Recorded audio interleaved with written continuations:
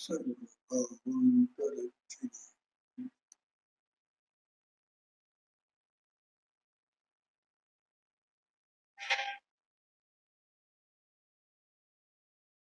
देखो यहाँ कहते हैं कि जहाँ सम्यक दर्शन होता है,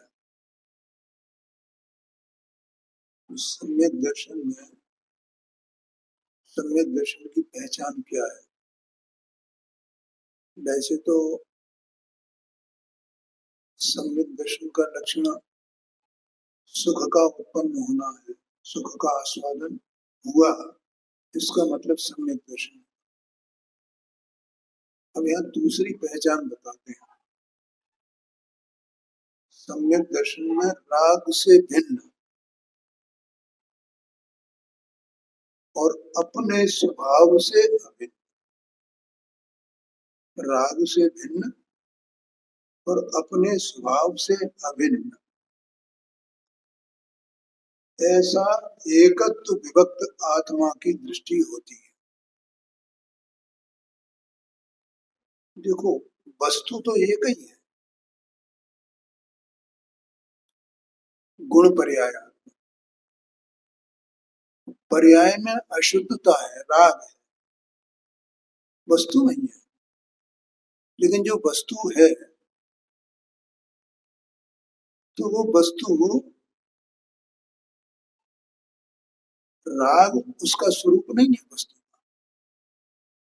लेकिन ऐसा भी नहीं राग वस्तु में नहीं हो। कोई कहे भैया पर्याय में होता है, पर्याय में वस्तु में राग। अरे पर पर्याय है किसकी भाई? पर्याय तो वही है, पर्याय लगनी पड़ी है। अगर पर्याय अलग ही पड़ी हो, तो जैसे शरीर अलग पड़ा है, आत्मा अलग पड़ा है, ऐसा केवल ये जान लिया कि शरीर अलग है, आत्मा अलग है। लेकिन इसका भी क्या आत्मा का और शरीर को भिन्न भिन्न जाना है, इसका भी कोई लक्षण होगा कि नहीं होगा? कोई पहचान होगी कि नहीं होगी? वो क्या पहचान होगी? कि वहां ये पहचान होगी कि दो सत्ताएं न्यारी न्यारी हैं और कोई किसी के कार्य को करता नहीं है, सब स्वतंत्रपने अपने अपना कार्य करते हैं, ऐसी प्रतीति, ऐसी श्रद्धा होती है। तब वहां शरीर और आत्मा का भेद विज्ञान हुआ कहा जाता है। बोलो ख्याल में आया? और शरीर की क्रिया को अपनी क्रिया मानता रहे, करने योग्य क्रिया मानता रहे, तो इसका मतलब शरीर और आत्मा का भेद विज्ञान नहीं हुआ है, ऐसा समझना। शायद कल भी बात आई। तो अब जब ये पहली स्टेज का भेद विज्ञान मैं इसको कहता हूँ। हालांकि वो भेद विज्ञान दोनों एक साथ होते हैं, तो जब अपनी सत्ता पकड़ में आएगी, तो पर की सत्ता भी परपने जानने में आएगी। तो फिर पर का भी उत्पाद व द्रव्य गुण पर्यायात्मक स्वरूप अपने जानने में आए, और किसी भी कीमत पर उसके अभिप्राय में मैं परद्रव्य का कुछ कर सकता हूँ, ये रह ही नहीं सकता है। करने का विकल्प अलग चीज है। करने का आत्मा है ना, कोई कैसा भी है, तो फिर ये एक कर क्यों रहा है, ये कर क्यों रहा? अरे कर नहीं रहा, वो उसकी मान्यता ही नहीं है करने की, वो तो अपने विकल्प को कर रहा है ना। क्या कर रहा है? आत्मा है तो विकल्प करेगा ना, क्योंकि अभी कर्म का सद्भाव है, कर्मोदय जन्य विकार है, तो वो उस विकार का नाम ही तो विकल्प रूप परिणमन है। उस विकल्प रूप परिणमन को ही यहाँ करना कहा गया है। तुम्हारी मम्मी भाग्य में हटती है क्या बात? अच्छा अच्छा अच्छा। तो करने का विकल्प तो आएगा ना, वो कुछ सामान्य मतलब वो करने का जो विकल्प है वो राग मात्र है बस। और कर्म का संबंध है, कर्म के उदय से वो विकल्प आता है, करने का विकल्प, बोलने का विकल्प, करने का विकल्प, ये सब आते हैं ना, भोजन करने का विकल्प, ये सब जैसे हैं, ये विकल्प है ना, सब वैसे वैसे ही है ना।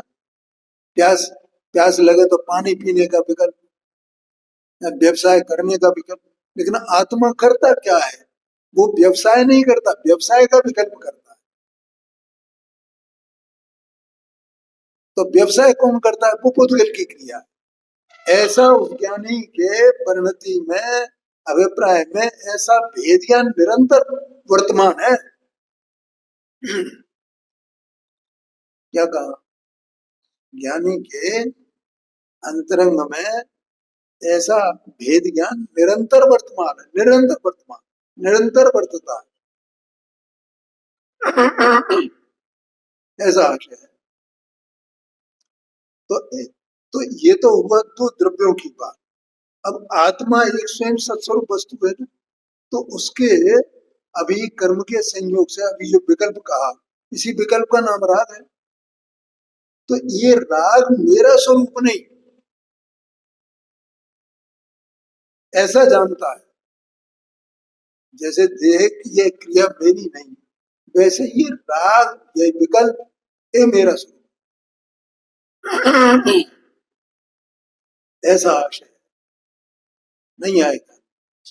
तो इसलिए यहाँ पे ये कहा, सम्यक दर्शन में राग से भिन्न, माने मेरा स्वरूप नहीं, मेरा स्वरूप। तो तेरा स्वरूप क्या है? कि मैं तो एक परम पारनामिक भाव रूप त्रिकाल, ज्ञान और आनंद जैसे अनंत गुणों का घनपिंड, ऐसी मैं वस्तु हूँ। इसलिए राग से मैं भिन्न हूँ। ऐसा मैं अपने से, मेरा एकत्व है अपने स्वभाव से, अनंत गुणों से, और ये राग से मेरा भिन्नत्व है, विभक्तपना है। ऐसा एकत्व विभक्त आत्मा का वहां श्रद्धान होता है, दृष्टि होती है सम्यक दर्शन में, ये कहा।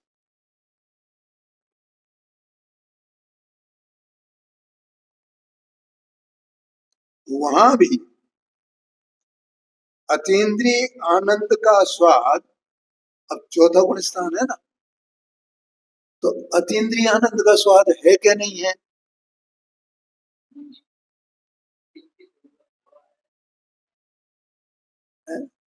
माने वो वहां अतीन्द्रिय आनंद वर्तता है कि नहीं वर्तता? जैसे अभी भेद विज्ञान की बात की थी कि ये निरंतर वर्तमान है उसको, ऐसे ही उसकी परिणति में अतीन्द्रिय आनंद प्रकट हुआ है कि नहीं हुआ है, और वो उसको जानता है कि नहीं जानता है। दो बात,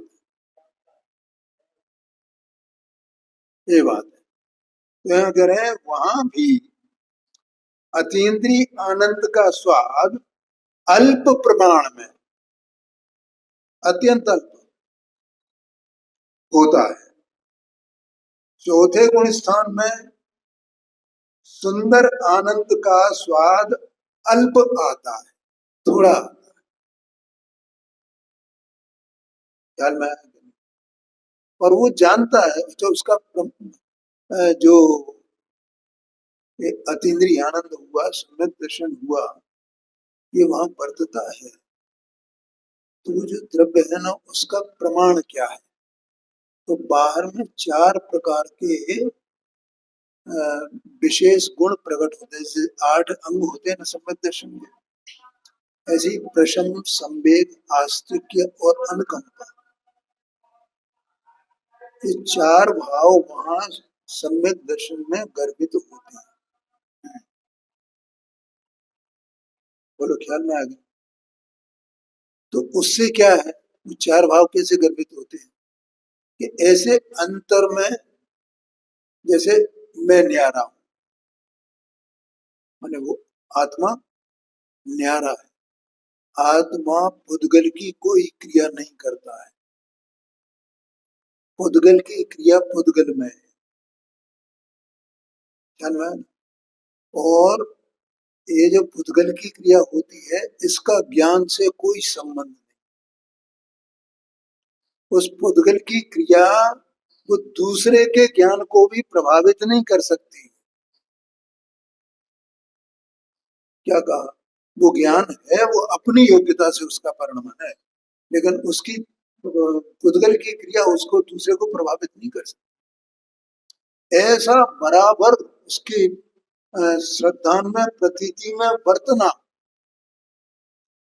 ये आस्तिक्य है। माने उस सबकी सत्ता न्यारी न्यारी दिख रही है, सब अपने अपने में परिणमन कर रहे हैं ना, कोई किसी का कारण नहीं है, कोई किसी को कुछ कर नहीं सकता है। इस सम्यक दर्शन का ये लक्षण है। तो ये अंदर में आनंद प्रकट हुआ है, इसका मतलब उसे कर्तापना नहीं रहा, आकुलता नहीं रही करने की। करने का विकल्प अलग चीज है, लेकिन करने के कर्तापने में आकुलता है, तो वो करने की आकुलता नहीं रही, क्योंकि मेरे से किसी का अन्य का कुछ होता नहीं, अन्य का किसी से मेरा कुछ होता नहीं, जड़ की क्रिया से मेरा कुछ होता नहीं, मेरी क्रिया से जड़ का कुछ नहीं होता है, सब स्वतंत्र स्वतंत्र है। ऐसा ही आस्तिकपना दिखाई देता है। इसका मतलब उसकी परिणति में ऐसी शांति,